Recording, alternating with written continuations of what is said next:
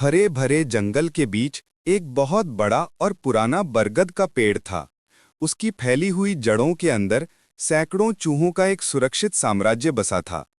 इतने सारे बिल थे कि जंगल के किसी भी और जीव के लिए ये समझ पाना मुश्किल था कि चूहे किस रास्ते से अंदर जाते हैं और किस रास्ते से बाहर आते हैं। इन चूहों का राजा था वीरचू, चतुर, बहादुर और अपनी प्रजा से बहुत प्रेम करने वाला शासक। चूहे एकजुट होकर रहते थे, मेहनत करते थे और शांत जीवन बिताते थे।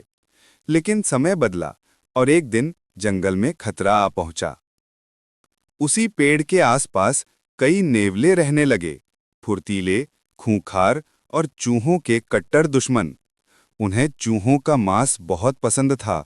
धीरे धीरे वे चूहों को अपना आसान शिकार मानने लगे। जो भी चूहा बाहर निकलकर भोजन लेने जाता, नेवले उस पर टूट पड़ते और उसे मार डालते। चूहों के बीच डर फैल गया। बाहर जाना मुश्किल हो गया। कई सैनिक चूहे मारे गए। अब संकट बढ़ने लगा। राजा वीरचू ने अपने मंत्रियों और सेना प्रमुख को बुलाया। सबके चेहरे पर चिंता साफ दिख रही थी। सेनापति बोला, महाराज, हम बिलों में छिपने पर मजबूर हैं। यदि इस तरह चलता रहा तो नेवले हमें एक एक कर मार डालेंगे। हमें कोई उपाय करना होगा। राजा ने विचार कर कहा, दुश्मन हमसे ताकत में बड़े हैं, इसलिए हमें बुद्धि और एकता से लड़ना होगा। चूहों को राजा की बात से उम्मीद जागी।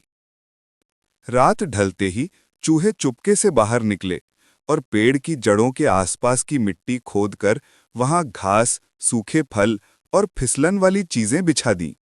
सुबह जब नेवले शिकार के लिए आए, जैसे ही वे पेड़ के पास पहुंचे, पटाख, फिसले और गिर पड़े।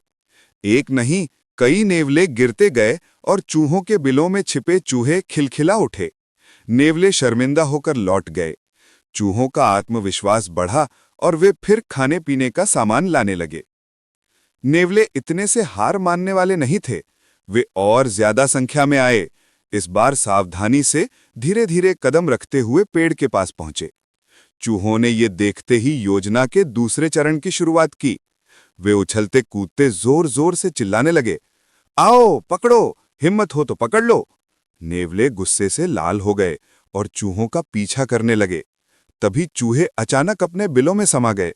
नेवले उनके पीछे जड़ों के अंदर घुसे, लेकिन जड़ें इतनी पेचीदा थीं कि वे बीच में फंस गए।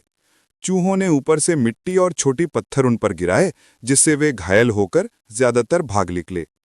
नेवले को अब समझ आने लगा था कि चूहों से जीतना आसान काम नहीं है। नेवले हार मानते न देख अपने राजा भयानक को बुला लाए। वो बहुत ज्यादा चालाक और आक्रामक था। उसने आदेश दिया, चूहों की रक्षा इस जड़ों वाले किले में है, इसे ही नष्ट कर दो। नेवले उनकी जड़ों को खोदने लगे। चूहों में फिर डर छा गया। उनका घर अब खतरे में है। चूहा जनता रोते हुए बोली, महाराज, अब तो हम बच नहीं पाएंगे। राजा वीरचू ने दृढ़ आवाज में कहा, जब तक हम बुद्धि से काम ले रहे हैं, कोई हमें नहीं हरा सकता। बस अब हमारी अंतिम चाल बाकी है।